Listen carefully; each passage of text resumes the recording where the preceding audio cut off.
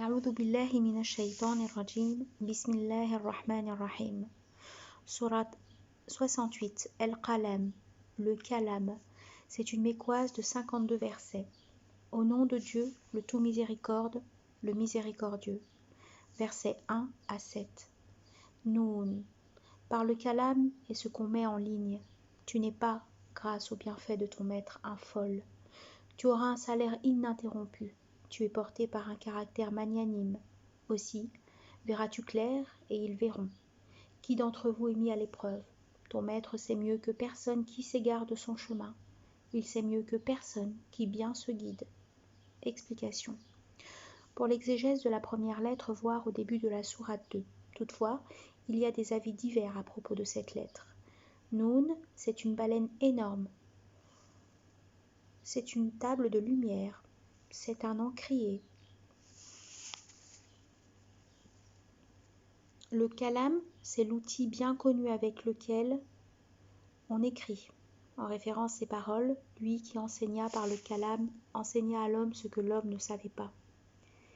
C'est là un serment de la part de Dieu par lequel il attire l'attention des humains au bienfait de l'écriture qu'il leur attribua, pour l'acquisition du savoir. Le segment « et ce qu'on met en ligne » signifie « et ce qu'on écrit » selon Ibn Abbas, « et ce qu'on fait » selon Abu ad-Duha, et les actions des hommes que les anges inscrivent selon Es-Suddi. Selon d'autres exégètes, le kalam dont on parle dans le verset est celui que Dieu utilisa lors de l'écriture des mesures destinées à tous les créés, c'est-à-dire 50 000 années avant la création des cieux et des terres. L'envoyé alayhi salatu wassalam, rapporte-t-on, a dit: la première chose que Dieu créa est le kalam, après quoi il lui ordonna d'écrire, et celui-ci écrivit toutes choses. Selon Mujahid, le kalam est ce avec quoi le rappel a été écrit. Le verset « Tu n'es pas, grâce au bienfait de ton maître, un folle » signifie « Par la grâce de Dieu, tu n'es pas un possédé ». Cette accusation n'est qu'allégation de la part des ignorants, de ton peuple qui démente le vrai que tu apportes. Le segment « Tu auras un salaire ininterrompu » signifie « Tu triompheras plutôt d'un salaire énorme, d'une ample rétribution ininterrompue pour avoir fait la communication de ton maître et patienter face à leur méchanceté. » Ce segment est comme le segment « une attribution sans faille, recevront un salaire sans contrepartie ». Le segment « tu es porté par un caractère magnanime » signifie « tu es porté par une religion majestueuse qui est l'islam » selon Ibn Abbas. Interrogée sur le caractère de l'envoyé alayhi salatu wassalam, Aïcha a dit « son éthique était le Coran ». Ne récites-tu pas « tu es porté par un caractère magnanime » Le verset « aussi verras-tu clair et ils verront » signifie « Mohammed, tu sauras, ainsi que ceux qui te démentent, qui est l'égaré ». En référence ces paroles, ils verront demain qui est le menteur impudent. À propos de ce verset, Ibn Abbas a dit « Tu sauras et ils sauront au jour de la résurrection ». Le segment « Qui d'entre vous est mis à l'épreuve » signifie « Qui d'entre vous est le folle qui s'égare du vrai ?» Le verset « Ton maître sait mieux que personne qui s'égare de son chemin, il sait mieux que personne qui bien se guide » signifie « Dieu connaît bien qui des deux parties est le bien guidé et qui est l'égaré. » Versets 8 à 16. Dès lors, ne cède pas à ceux qui démentent, ils aimeraient la complaisance en échange de la leur. Ne cède à nul vilain prêteur de serment, diffamateur, coureur de médisance, empêcheur du bien, virulent, pécheur consommé, grossier par surcroît, de souche rapportée. Même s'il abonde en bien et fils, quand on lui récite nos signes, il dit « fable d'ancien ». Nous le marquerons sur le groin. Explication. Le segment « Ils aimeraient ta complaisance en échange de la leur » signifie « Ils aimeraient que tu te montres accommodant, en contrepartie ils seraient eux aussi accommodants » selon Ibn Abbas. Ils aimeraient que tu te fies à leur déité et que tu désavoues le vrai que tu possèdes selon Mujahid. Le segment « Vilain prêteur de serment » signifie le menteur qui, étant faible et mesquin, cite sans vergogne le nom de Dieu. Le segment « diffamateur » signifie qui calomnie. Le segment « Coureur de médisance signifie qui, marchant entre les gens, tente de dégrader leurs bonnes relations par le colportage de ces médisances. L'envoyé alayhi salatu wassalam, rapporte-t-on, passant près de 2 tombes, a dit « Ils sont en train de subir des supplices à cause de péchés qui ne paraissaient pas grands. » Celui-ci insistait à ne pas se préserver de son urine. Quant à l'autre, il colportait des médisances. Le verset « empêcheur de biens, transgresseur, pécheur consommé » signifie avare de ses biens envers lui-même et envers les autres, qui transgresse le licite, dépasse la norme permise par Dieu, s'adonne aux interdits. Le verset grossier et par surcroît de souche rapportée signifie impoli, bourru et par surcroît rattaché seulement à une lignée qui n'est pas la sienne. Le verset, quand on lui récite nos signes, il dit « fable d'anciens ». Voilà, signification, voilà ce que celui-là répond aux bienfaits des biens et des fils. Il dénie les signes de Dieu, s'en détourne et prétend qu'ils ne sont que mensonges puisés dans les fables d'anciens. En référence ces paroles, « Laisse-moi seul avec celui que j'ai créé, solitaire, puis pourvu de biens illimités et de fils présents à ses côtés, à qui j'ai tout facilité. Et il convoite que j'en rajoute. Ah non, il se rebelle contre nos signes. » Le verset « Nous le marquerons sur le groin » signifie « Nous montrerons clairement son cas pour qu'il soit connu de tout le monde, comme la marque sur le museau qui ne peut passer inaperçue. » Selon un avis, la marque des hôtes du feu est de la noirceur de leur visage au jour de la résurrection et pour désigner leur visage. Le verset mentionne leur nez. Versets 17 à 33. Nous les éprouvons comme nous éprouvâmes les propriétaires du jardin quand ils se firent jurer d'en couper le fruit au matin, et cela sans formuler de pieuses réserves. C'est pourquoi il rôda pendant leur sommeil un rôdeur de ton maître, de sorte qu'au matin, le jour fut comme ténèbres. Donc ils s'entr'appelèrent de bon matin, courons à notre culture si nous voulons la couper, et de prendre le départ, non sans se dire tout bas, que nul pauvre en ce jour à nos dépens n'y entre. Ils partirent au matin, décidés, se croyant très forts. Mais dès qu'ils l'eurent vu, ils se dirent « Nous nous égarons, ou plutôt, nous sommes ruinés. » Le plus équilibré dit « Ne vous ai-je pas dit pourquoi ne pas exalter la transcendance ?» Ils dirent « Notre maître, exalté soit-il, nous étions des iniques. » Et ils se retournèrent l'un contre l'autre, échangeant le blâme, disant « Malheur à nous dans notre démesure. Peut-être Dieu nous échangera-t-il ce jardin contre un meilleur ? Ô maître, nous aspirons. » Ainsi, de leur châtiment. Plus dur encore est le châtiment de la vie dernière, s'ils avaient su. Explication. C'est là une semblance qui concerne les dénégateurs de Quraysh. Dieu leur a fait don d'une grande miséricorde, l'envoi de Mohammed en tant qu'envoyé. Mais eux, ils ont répliqué par le démenti et l'opposition virulente.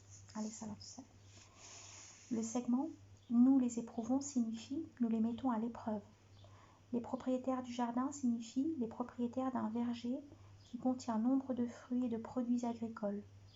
Le segment « Quand ils se furent jurés d'en couper le fruit avant le matin » signifie « Ils ont fait le serment de terminer la récolte avant le lever du jour pour éviter de donner l'aumône aux pauvres et à ceux qui la leur demanderaient. » Le verset « Et cela sans formuler de pieuses réserves » signifie « Dans leur serment, ils n'ont fait aucune exception. » Le verset « C'est pourquoi il rôda pendant leur sommeil un rôdeur de ton maître » signifie « Une calamité céleste s'abattit sur le jardin. » Le segment « De sorte qu'au matin le jardin fut comme ténèbres » signifie « Au matin le jardin ressemblait à la nuit sombre » selon Ibn Abbas. As-Suddi dit « Le jardin est devenu comme les blés après la récolte, c'est-à-dire comme le chaume sec. » L'envoyé alayhi salatu wassalam, rapporte-t-on, a dit « Prenez garde aux désobéissances. » L'adorateur commet un péché par lequel il empêche une attribution qui lui était préparée.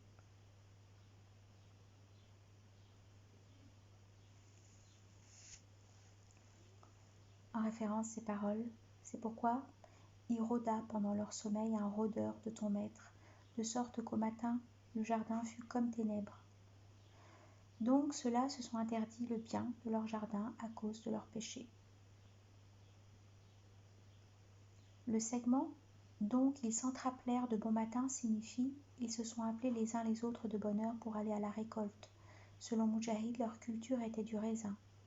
Le verset « Et de prendre le départ non sans se dire tout bas » signifie « Ils parlaient ainsi pour éviter que personne n'entendait un mot de leur projet ».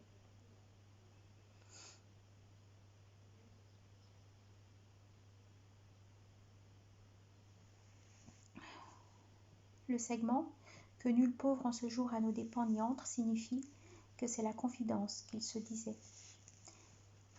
Le verset « Mais dès qu'ils l'eurent vu, ils se dirent « Nous nous égarons, ou plutôt nous sommes ruinés » signifie « Quand ils ont vu le jardin dévasté, ils ont cru avoir égaré le chemin tant leur culture était méconnaissable, puis ont reconnu que c'était bien là leur propriété. »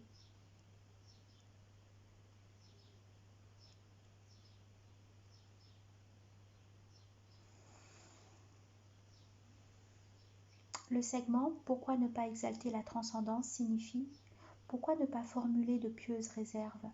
Leur réserve formulée était à leur époque une exaltation de sa transcendance. Selon Mujahid el-Suddi. Selon Ibn Jarir, c'est de dire « si Dieu veut ». Selon un autre avis, c'est « pourquoi ne pas exalter la transcendance de Dieu et lui faire preuve de reconnaissance pour les bienfaits qu'il vous a attribués ?» Le verset, ils dirent « Notre Maître, exalté soit-il, nous étions des iniques. » Ils exprimèrent leur regret et reconnurent avoir été des iniques au moment où cela ne servait à rien. Le verset et ils se retournèrent l'un contre l'autre, échangeant le blâme, signifie ils se sont mis à se blâmer les uns les autres à propos de la néfaste confidence. Leur réponse commune n'était alors que reconnaissance de la faute commise, celle de ne rien donner aux pauvres. En référence ces paroles, malheur à nous dans notre démesure, peut-être Dieu nous échangera-t-il ce jardin contre un meilleur. Au Maître nous aspirons. Selon un avis, ces propriétaires repentis ont exprimé le désir de faire les dépenses en faveur des pauvres quand Dieu leur attribuera un jardin meilleur. Et selon un autre avis, ils ont compté retrouver la rétribution de cela dans la demeure dernière.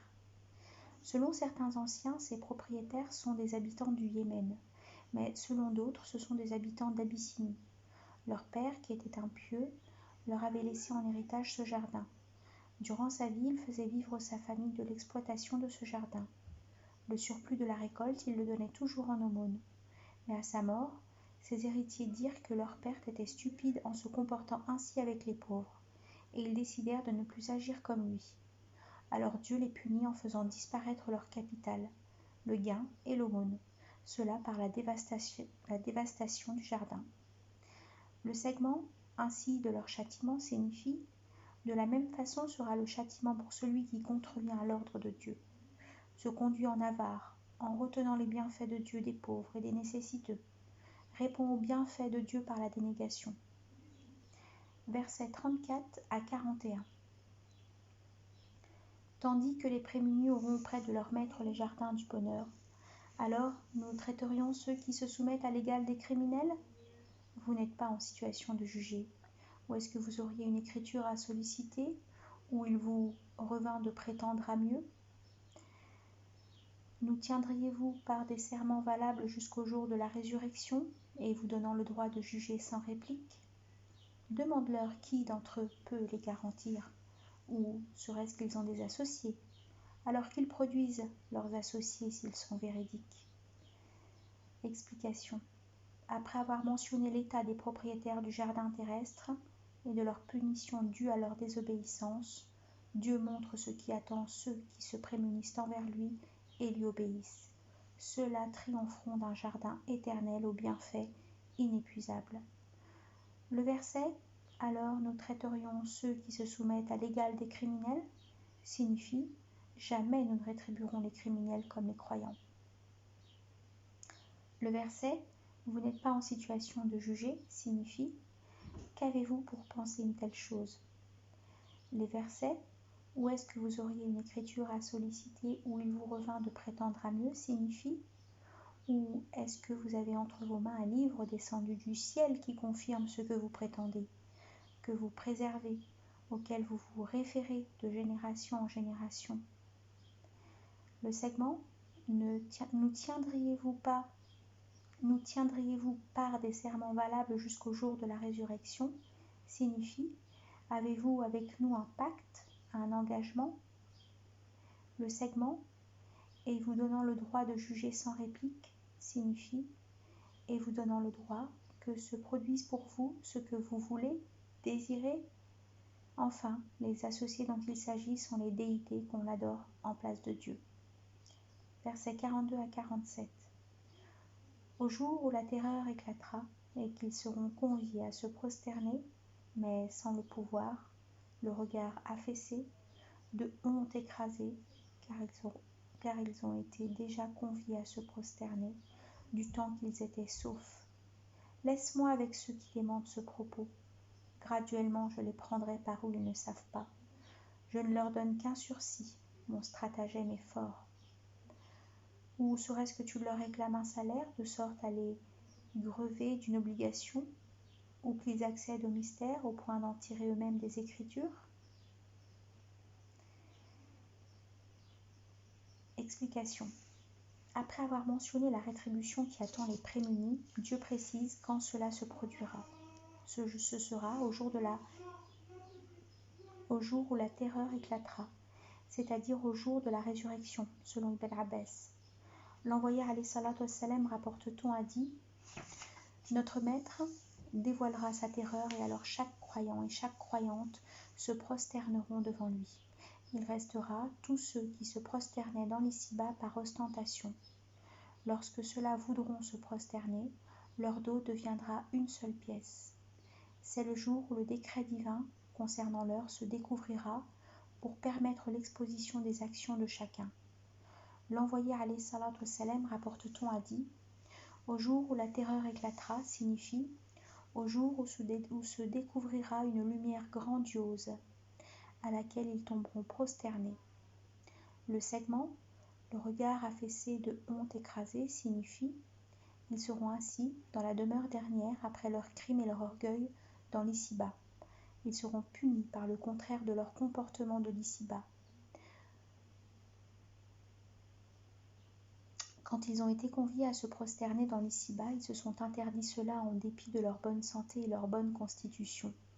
Alors, dans la demeure dernière, ils seront punis par l'incapacité de se prosterner. Aucun dénégateur ne pourra se prosterner à Dieu, car à chaque fois qu'il essaye, il retombe à la renverse. Le segment « Laisse-moi avec ceux qui démentent ce propos » est une menace terrible à celui qui dément le Coran. Le segment « Graduellement je les prendrai par où ils ne savent pas » signifie « Dieu sait bien les entraîner à leur perte sans qu'ils en aient conscience. » Au contraire, ils pensent que ce qui leur arrive dans l'ici-bas est une bénédiction de Dieu. En référence à ces paroles, s'imaginent-ils que ce que nous leur dispensons de richesses et de fils ne soit de notre part que façon de hâter pour eux les biens éternels? Mais non, ils n'ont pas conscience. Le segment « Je ne leur donne qu'un sursis » signifie « Je ne les laisse qu'aller à leur terme avec mes attributions en plus, puisque cela constitue mon stratagème, ma ruse contre eux. » Le segment « Mon stratagème est fort » signifie « Il est terrible pour qui contrevient à mon ordre, dément mes envoyés, ose me désobéir. » L'envoyé alayhi salatu wassalam, rapporte-t-on, a dit « Dieu dicte à l'inique et quand il le prend, il ne le lâche plus. » En référence à ces paroles, telle est la saisie de ton maître quand il saisit les cités pour leur iniquité d'une prise de violence et de douleur.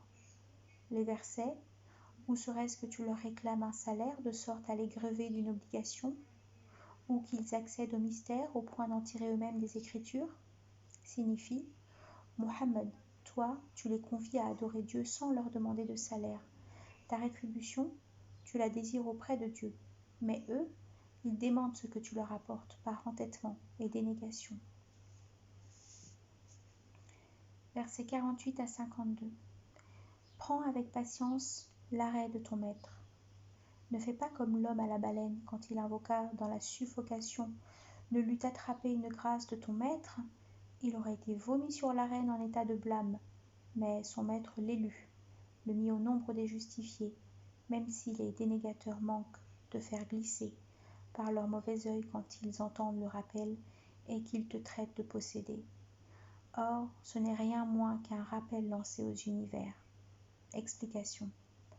Le segment « Prends avec patience l'arrêt de ton maître » signifie « Endure le mal, le démenti de ton peuple, car Dieu va trancher en ta faveur et en la faveur de tes adeptes, dans l'ici-bas et la demeure dernière. » L'homme à la baleine est Dhun-Nun, c'est-à-dire Jonas.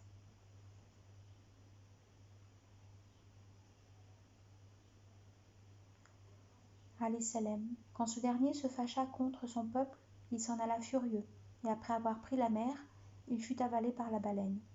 Dans les ténèbres de la baleine et de la mer, il invoqua. Il n'est de Dieu que toi, transcendance à toi, j'étais parmi les iniques. Dieu l'exauça en ces paroles, donc nous l'exauçâmes, le sauvâmes du désespoir. Ainsi sauvons-nous les croyants. N'eût été qu'il exaltait sa transcendance, il serait resté dans son ventre jusqu'au jour de la résurrection. Le segment, quand il invoqua dans la suffocation, signifie quand il invoqua dans l'affliction, dans le désespoir. Selon Atta, Ibn Abbas, Mujahid, le verset « Ne l'eût rattrapé une grâce de son maître, il aurait été vomi sur l'arène en état de blâme » signifie Dieu ordonna alors à la baleine de le rejeter sur le côté, sur la côte. Ainsi Dieu sauva-t-il Jonas.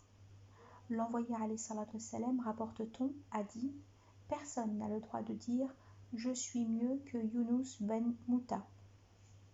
Le segment, même si les dénégateurs manquent de faire glisser par leur mauvais œil, signifie « Peu s'en faut qu'ils te transpercent de leur regard rempli de haine, si ce n'est la protection de Dieu. » Cette parole donne la preuve que le mauvais œil existe bel et bien.